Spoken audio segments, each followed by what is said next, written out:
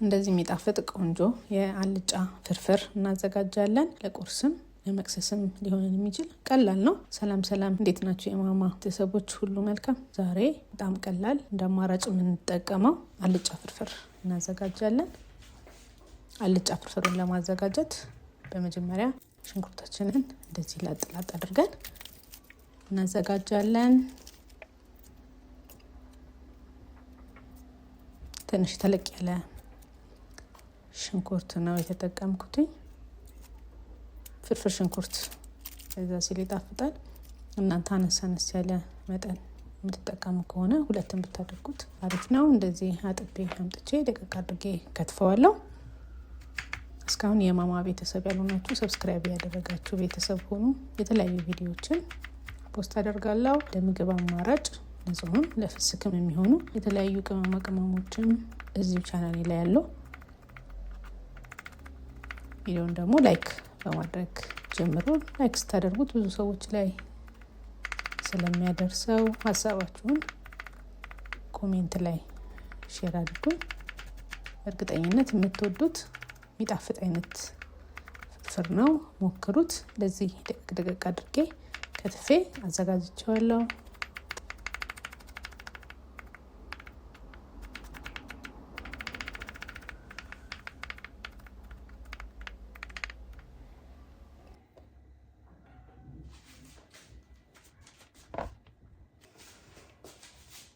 በቀጣይ ካሮት ነው። አልጫ ፍርፍር በካሮት ስትሰሩት በጣም ይጣፍጣል። እንደዚህ ልጬ አጥቤ አምጥቼዋለሁ። በመፈቅፈቂያ በካሮት መፈቅፈቂያ እንፈቅፍቀዋለን።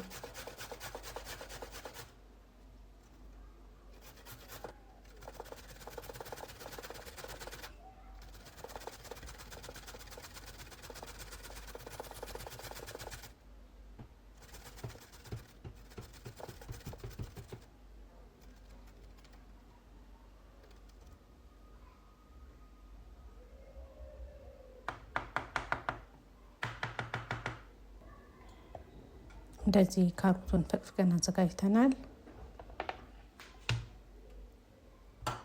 በቀጣይ ቲማቲም ነው። አንድ ቲማቲም ነው የተጠቀምኩት። እሱንም በመፈቅፈቂያው ፈቅፍቀን እናዘጋጀዋለን። በማሽንም መፍጨት ትችላላችሁ። ካልሆነ ደግሞ ቀቅላችሁ ከላይ ያለውን ቆዳ ልጣችሁ አድቀቃችሁ መጠቀም ትችላላችሁ። እኔ በካሮት መፈቅፈቂያ እንደዚህ ፈቅፍቄዋለሁ። ፈቅፍቃችሁ መጠቀም ትችላላችሁ።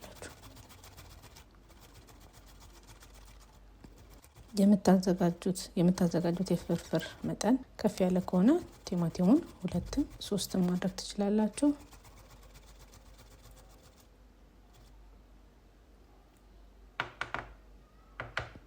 ቲማቲሙን እንደዚህ አዘጋጅተናል።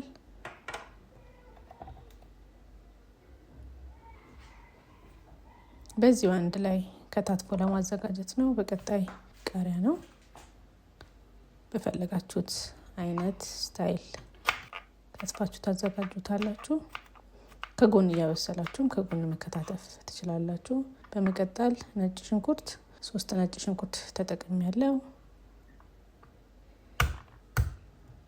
አጥቤ አምጥቼ እንደዚህ በቢላ በእጅ መታ አድርገዋለሁ እንዲደቅልኝ ስለሚያግዘኝ። ከዛ እንደዚህ ድቅቅ አድርገን እንከትፈዋለን። ነጭ ሽንኩርት እንደዚህ ፍሬሽ ስትጠቀሙት ለፍርፍር ደስ ይላል፣ ያጣፍጣል። እሱን ደቅቅ አድርገን እናዘጋጃለን። እንዳልኳችሁ ከጎን እየሰራችሁም ማዘጋጀት ትችላላችሁ። ሽንኩርቱ እንደከተፍቱ ሌሎቹን እዛው እየሰራችሁ ከጎን ስለምታዘጋጁት ብዙ ጊዜም አይወስድባችሁም። በመቀጠል ወደ ማብሰሉ ነው የምንሄደው። ሽንኩርታችንን እንደዚህ መጥበሻ ላይ አድርገን ማብሰል እንጀምራለን። ውሃው መጠጥ እስኪልልን ድረስ እናበስለዋለን።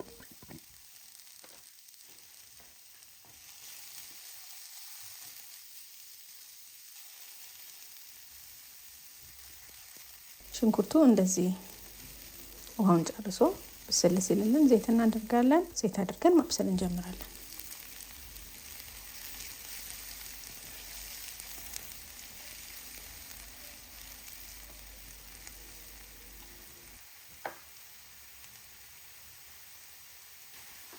ከዛ እርድ እናደርግበታለን። ያው ፍርፍር ትንሽ ዘይት ይፈልጋል። ዘይቱን በርከት አድርጉበት። በመቀጠል ፈቅፍቀን ያዘጋጀነውን ካሮት እናደርጋለን።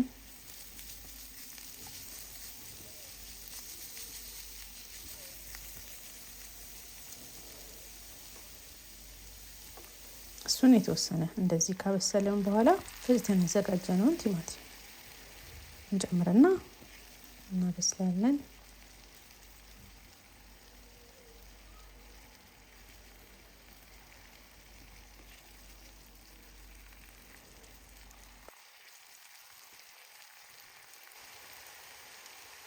እዚህ ላይ የተወሰነ ትንሽ ጨው አድርጌበታለሁ። ቲማቲሙን የምናዘጋጀውን ቁሌት ቶሎ እንዲበስልልን ያግዘናል። ስለዚህ የተወሰነ በጣም ትንሽ ጨው ቶሎ ነው የሚያበስልልን።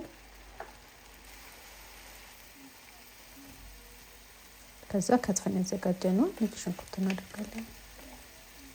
ነጭ ሽንኩርት ካደረጋችሁ በኋላ እንዳይዝባችሁ ድስታችሁን ቶሎ ቶሎ ቼክ አድርጉት።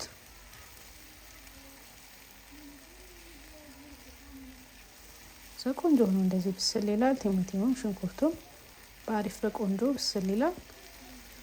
ነጭ ሽንኩርቱ ሽታው ራሱ ወጥት ነው የሚለው። በመቀጠል ውሃ እንከልሳለን ማለት ነው። የሞቀ ውሃ ተጠቀሚ ያለው ከቻላችሁ የሞቀ ውሃ ተጠቀሙ፣ አሪፍ ነው ለጣዕሙ ቶሎ እንዲደርስላችሁ። እንዲያማሰልን ውሃውን መመጠን ነው። ፍርፍር ላይ ውሃ እንዳይበዛባችሁ ተጠንቀቁ። ቀስ ቀስ እያደረጋችሁ እያማሰላችሁ ካዘጋጃችሁት ሶስ ጋር ተመጣጣኝ እንደሆነ እያማሰላችሁ እያያችሁ መጨመር ነው። ሞቅ ያለ ውሃ ከሌላችሁ ቀዝቃዛ ማድረግ ትችላላችሁ። የምትችሉ ከሆነ ግን የሞቀ ውሃ ብትጠቀሙ ጥሩ ነው። ስለዚህ እንደዚህ ከልሼ ጨው አድርጌበታለሁ። ትንሽ የተወሰነ ቅድም ጨው ስላደረጋችሁ እዚህ ጋር ታብዙበት። በመቀጠል የመጥበሻ ቅጠል፣ ፍሬሽ የመጥበሻ ቅጠል አጥበን እንጨምራለን። የተፈጨው የሮዝመሪ ወይንም የመጥበሻ ቅጠልም ካላችሁ እሱን መጠቀም ትችላላችሁ። በመቀጠል ከትፈን ካዘጋጀነው ውስጥ የተወሰነ ቃሪያ እናደርጋለን። ግማሹን ቃሪያ መጨረሻ ላይ ከላይ ስለምናደርገው የተወሰነውን አድርገን ጣዕሙን እንዲይዝልን አማስለን እናወርደዋለን። እንደዚህ ቆንጆ ያልጫ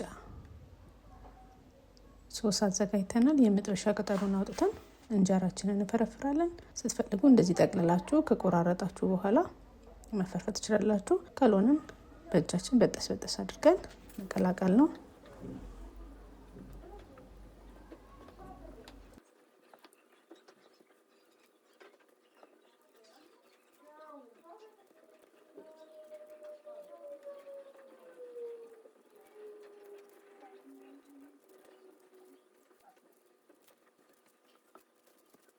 እንደዚህ ቀላቅየዋለሁ። እንደዚህ ቆንጆ ሆኖ ተዘጋጅቷል ማለት ነው። በጣም ቀላል ፈጣን፣ በዛ ላይ ደግሞ ጣፋጭ በርበሬ፣ ቅመማ ቅመም ትንሽ ለሚከብዳችሁ እንደ ቆንጆ አማራጭ የሚሆናችሁ የአልጫ ፍርፍር አዘጋጅተናል። እዩት እንዴት እንደሚያምር። በዛ ላይ በጣም ነው የሚጣፍጠው። ቀምሰዋለን። ስለ እውነት ነው ብላችሁ በጣም ነው የሚጣፍጠው።